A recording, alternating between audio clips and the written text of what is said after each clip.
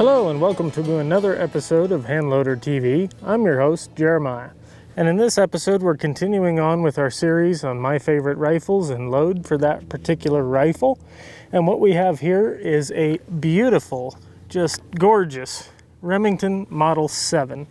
This is from the Remington Custom Shop back in New York prior to them going under. And it has a very nice gloss finished wood stock with some really nice grain structure on it. A little bit of fiddleback in there. Just beautiful wood stock and a very classic looking rifle in my opinion. We have an ebony grip cap here, and we also have an ebony fore-end tip as well. And it just looks remarkably stunning in my book. And the Model 7 kind of holds a special place in my heart. That was my first big game rifle, a Remington Model 7 chambered in .260 Remington. And we have a video on that very rifle if you'd like to check that out. We did a full load development with it. We have not done a full load development with this particular rifle yet. If that's something that you guys would be interested in and you would like to see, be sure to let us know in the comment section below. We value all the feedback we get on these videos that we do. Also, one interesting thing to note, the Model 7 action is a little bit of a mini style action. It's smaller than your typical short action rifle. And this rifle is chambered in none other than 17 Remington Fireball. So a zipper of a cartridge, wonderful varmint cartridge. And this particular rifle has proven to be accurate. I've had this one up in Wyoming, shooting prairie dogs and ground squirrels, and it does just a phenomenal job on that. The barrel length on this guy is right around 20 inches. The trigger is really good, no creep, no over travel. It's been tuned up and it breaks at about 2.5 pounds roughly. The action feels pretty good for a Model 7. They're not the smoothest of actions, but this one feels pretty good. Then to top it off, we have a Leupold VX3i 4.5 to 14 with adjustable parallax open top elevation turret and capped windage turret, held in place with Leupold QRW2 rings. Those are really nice rings. I'm a big fan of those. I like the quick release option, especially if you swap scopes around as much as I do. They come in very, very handy for that. 30mm main tube on this guy, so plenty of elevation adjustment, which can come in very handy when you're trying to stretch the distances on varmints, especially on a windless day like we have today. We do have a nice cheek piece on this rifle, which is on this side here. Give you another view of this beautiful stock as well. Two-position safety, forward to fire, rear safety. Overall, just a dandy of a little rifle and a personal favorite of mine. I've got a load for it. Let's go ahead and put it on the paper. We'll shoot it and then we'll review the load data and information and how well it performed. So as usual, we have a target downrange at 100 yards and a Garmin Xero C1 Pro chronograph set up to record all of our muzzle velocities. And according to the temperature, or the Kestrel 5700, the temperature is 96 degrees Fahrenheit, humidity is 11%, and pressure is 30.31 in Hg when adjusted for elevation, which is 5,000 feet. So it's pretty warm for a fall day here in Arizona, but gotta play the hand we've been dealt. Currently there's very little wind. I'd say about 3 miles an hour is measured on the Kestrel, blowing from about the 3 to 4 o'clock position. Rifle's loaded up though. We're good to go. Let's see what kind of group we can get on the paper.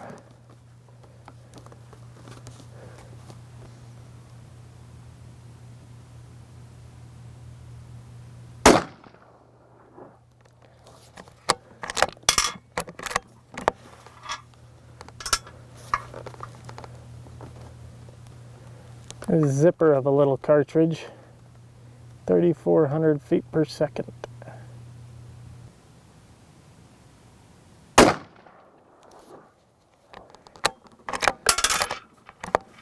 With the heat, I am already fighting the mirage heavily.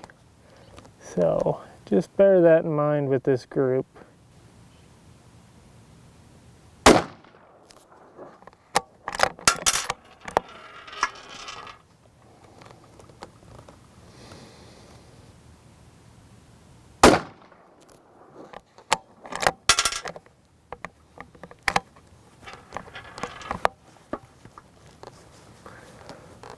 I just had a little note on the Garmin that flashed up that the temperature is approaching critical, so it's pretty hot today. This poor barrel.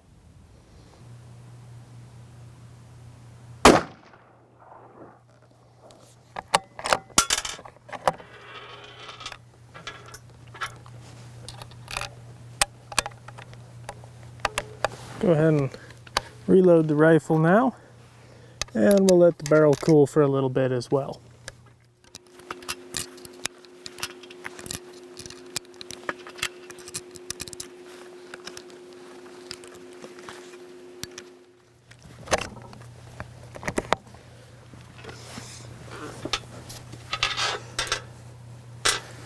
All right.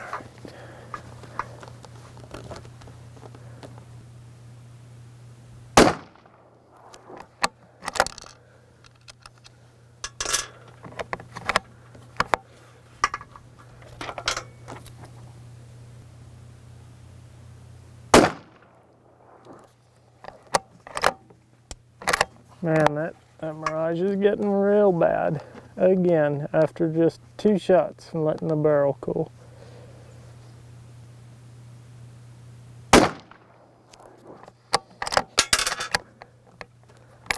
I'm just watching that center dot dance all over the place.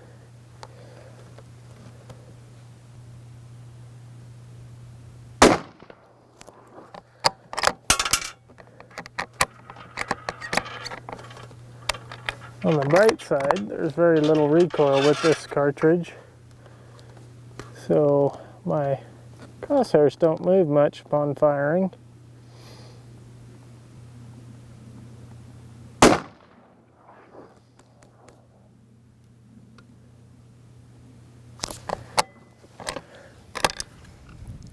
All right, there we have it. There's our 10 rounds on the target with this beautiful, beautiful Remington Model 7. So after seeing that group on the paper there, hopefully you guys can all agree that this rifle shoots just as good as it looks. It is just a beautiful rifle, and that load works fabulous in this particular rifle.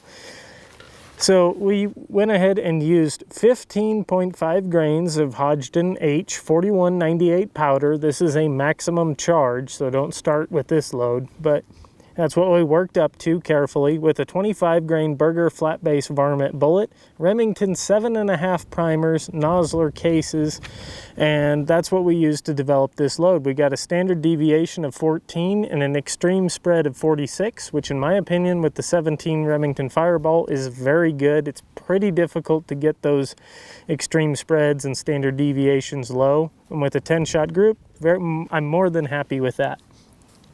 We got a group size of 0.82 inches as measured on our Hornady group analysis tool, an application you can download for your smartphone. And then we have a mean radius of just 0.30 inches, which is very, very good. And in setting up for this, this video and filming it and all that, I said we just need one take on this guy. It'll be super easy, no problem. And in spite of all the mirage I was fighting, it literally looked like that red dot on the target was dancing around the center of my crosshairs. It still produced a 0.82 inch group. So this rifle is no doubt capable of outstanding accuracy. And when it's not windy, this is the first rifle I go to and I grab out of the case on a varmint hunt. The effects of that 25 grain Berger flat base varmint on prairie dogs and things of that nature, ground squirrels, it's absolutely spectacular. Terminal performance, it's a whole lot of fun, and the recoil is essentially non-existent, so you can spot your shots through the scope. You can watch the carnage unfold, or you can simply spot your miss and adjust for it so you make a connecting shot the next go around. This rifle can be a little bit finicky feeding at times. I have noticed that. Not sure why. Don't know if I need to go in there and polish the feed ramp or what's going on with it. But all in all, it's a great varmint rifle. And I'm a big fan of the 17 rim fires, but you start getting into this 17 caliber center fire stuff, and it just doesn't compare. That average velocity of 35.21, That is screaming fast. And I have pushed this rifle into the 4,000 feet per second range, no problem, with light bullets.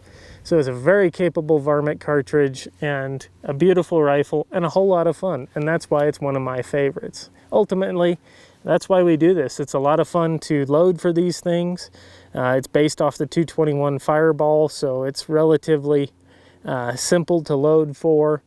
It's relatively easy to find components for, and just about every good powder I've tried in it, you know, the Hodgdon Extreme lines, CFE Black, things like that, they've done very well. So all in all, it's a great rifle, great cartridge combination, and it's a great rifle to introduce a youth hunter to varmint hunting as well. It's a shorter action, it's easier to work the bolt. It's all in all a personal favorite. So thank you guys so much for watching. We greatly appreciate it. We hope you enjoy these short series where I just share some personal thoughts on these rifles and my favorite load for them. If you do like it, again, please be sure to let us know in the comments section below. And don't forget to subscribe and give us a thumbs up and hit that bell icon so you're notified when we post our next video, because we have a lot of other things in the works. We've got some 22 nozzlers that we're going to be doing load development on. That'll be fun to compare and contrast with our 22 ARC video, and there'll be a whole lot of other exciting projects in the works that you don't want to miss out on. If you stuck around this long, thank you so much. We greatly appreciate it, and I will see you in the next episode.